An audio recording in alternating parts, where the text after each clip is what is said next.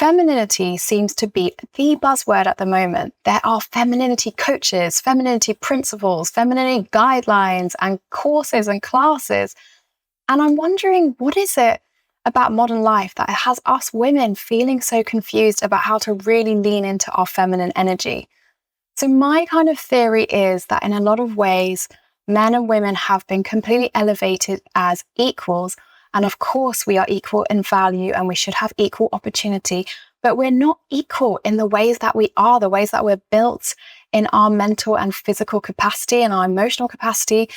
So I think sometimes I personally have lent more into my masculine because of various things. So anxiety, for example, or like worries about the future. So I'm really like, okay, I need to really hustle hard and I need to be able to, earn enough for X, Y, and Z, and I need to be able to do this. And then in other ways, in relationships, I think that sometimes women don't lean into their feminine and they lean more into their like nurturing. So they kind of mother the men that they're in relationships with. And I know I've been guilty of doing this. So I am just asking like why and how.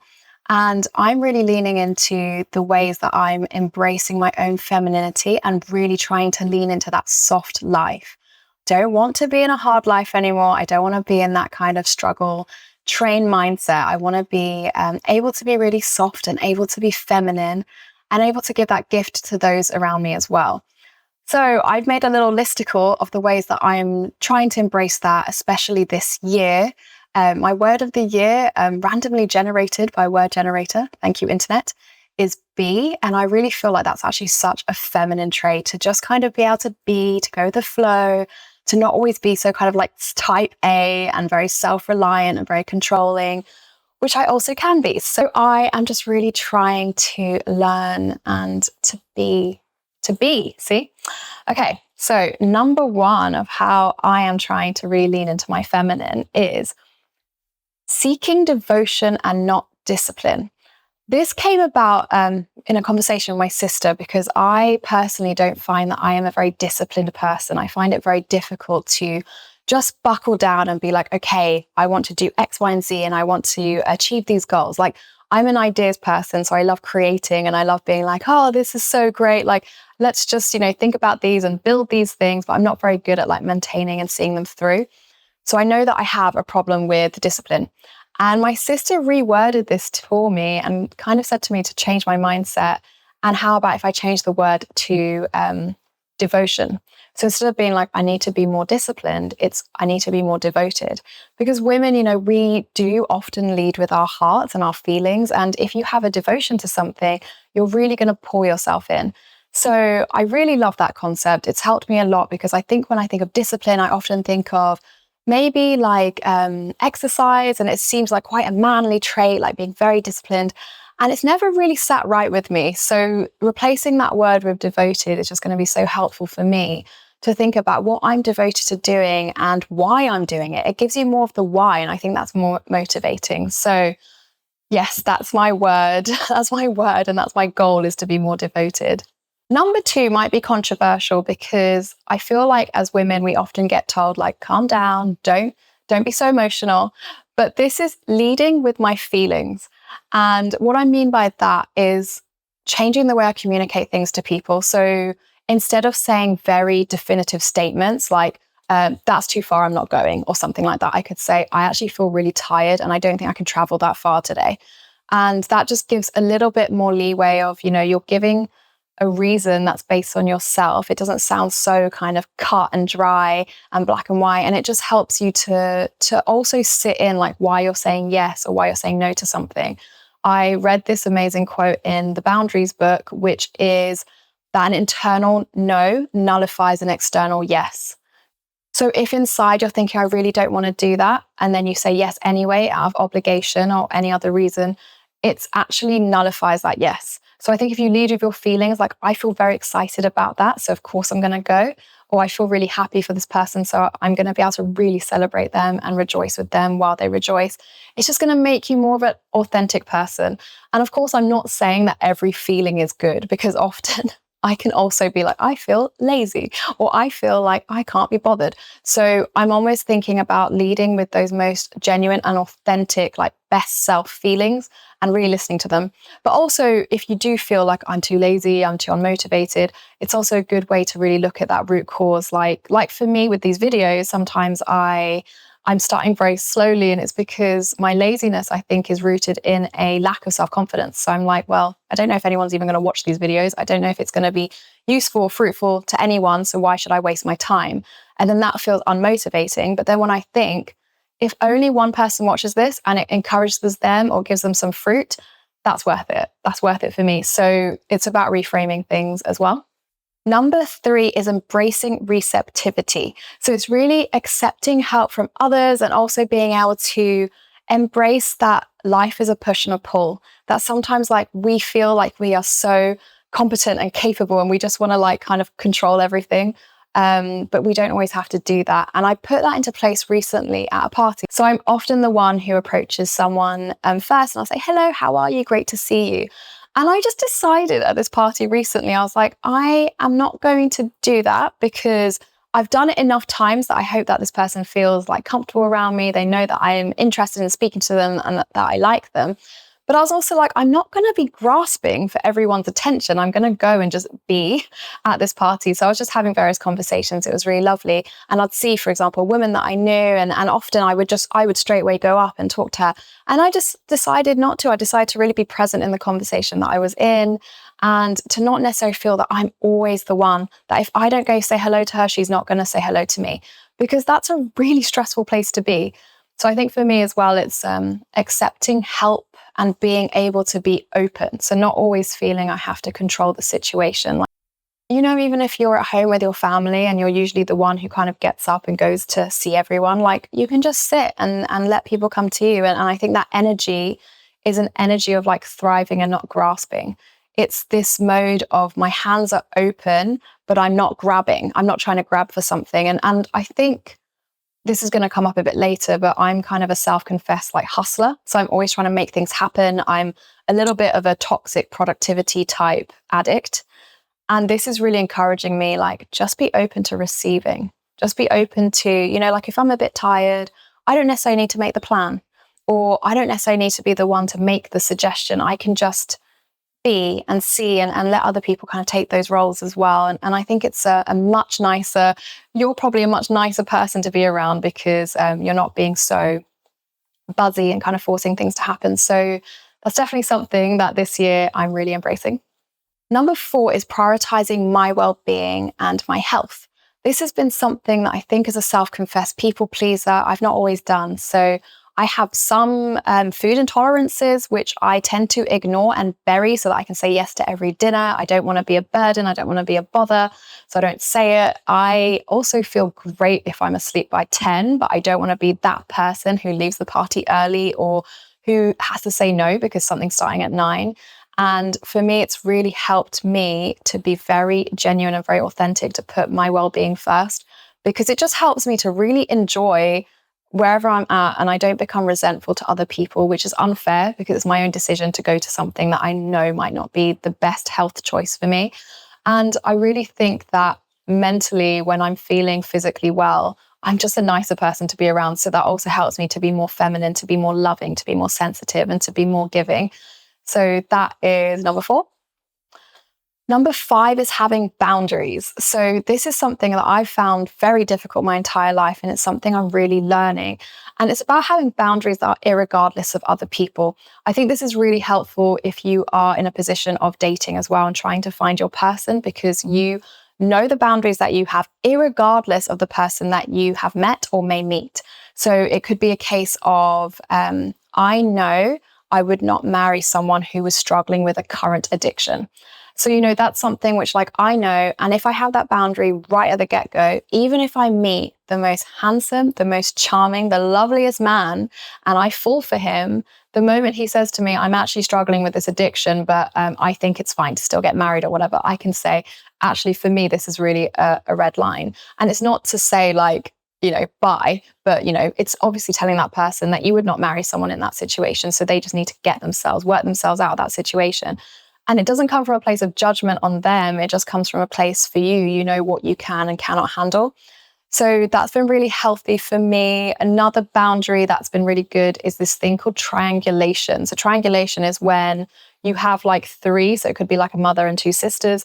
And it tends to be that like, instead of just communicating with the person you have a problem with, you bring the third person in and you start kind of bitching about each other. I think this is really common, especially in families and friendship circles.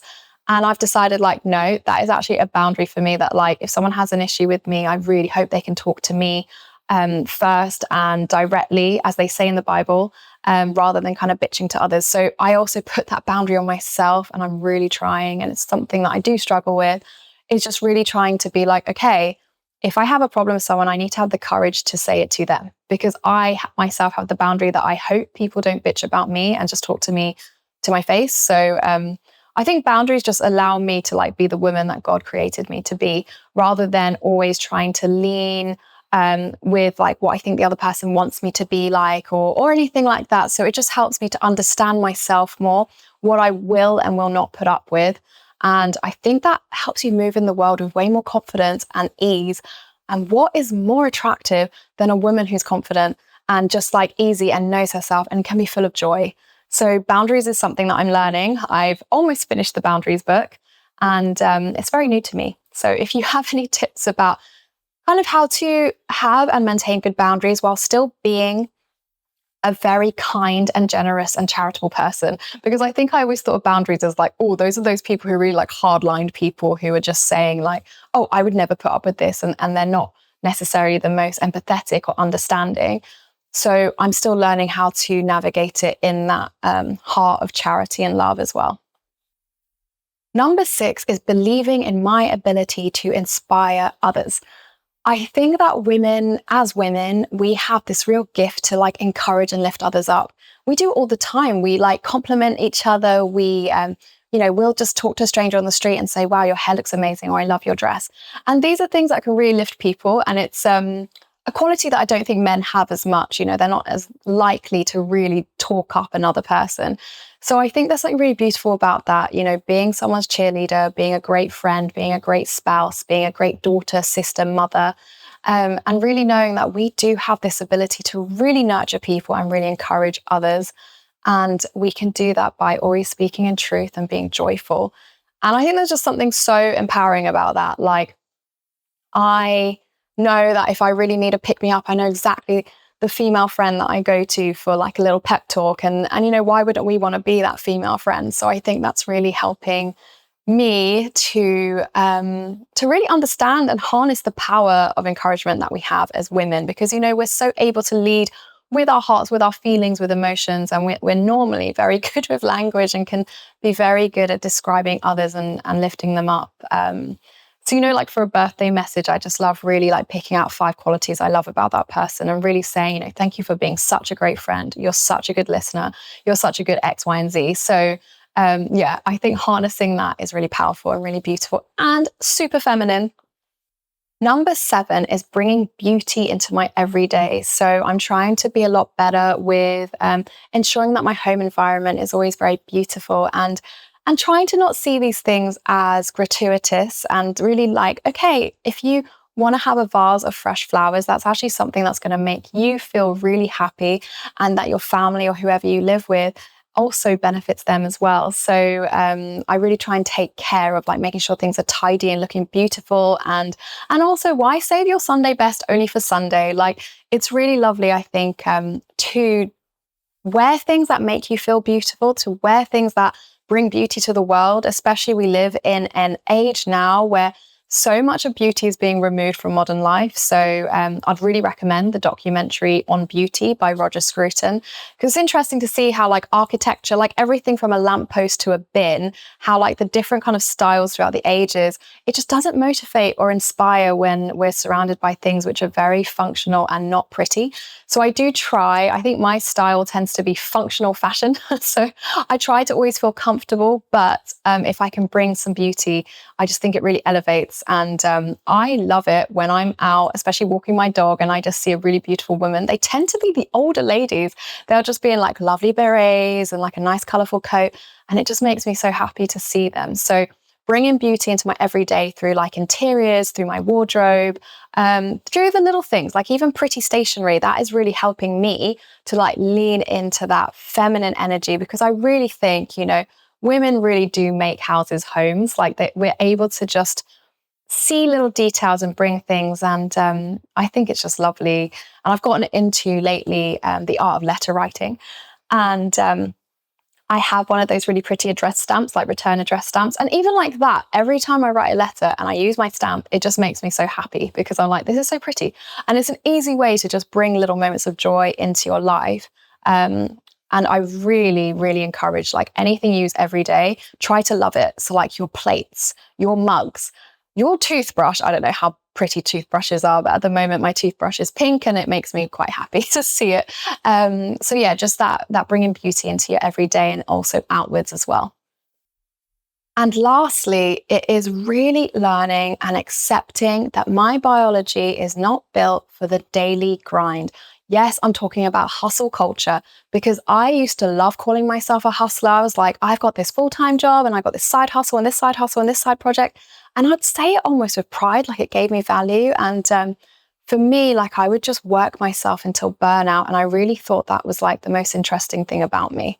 And I would always talk about my work and things. And I really felt it gave me my worth. And thank God that God has really convicted me away from that. And I see that I have inherent value just as a child of God, as any of you who are watching have as well, who anyone in this world has.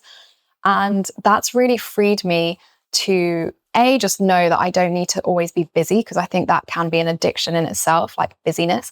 But it's also freed me to look more into my own biology as a woman, into my own, monthly cycle, my hormones and things like that. And I'm really trying to lean into that in terms of my physical well-being and health, which again has been a humbling experience for me, because I think I was always quite prideful and always like, oh yeah, I can do whatever I want. I can sleep as little as I want. I can eat whatever I want and be fine.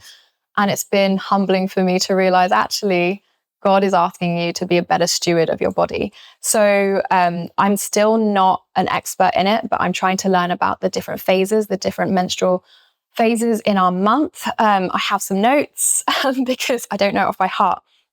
So obviously men have this 24-hour testosterone cycle, but we women have a 4-week cycle when 3 key hormones, estrogen, testosterone, and progesterone, rise and fall in a specific pattern, impacting everything from our moods, our energy levels, our desire to spend money, our libido, our spatial awareness skills, and our concentration levels.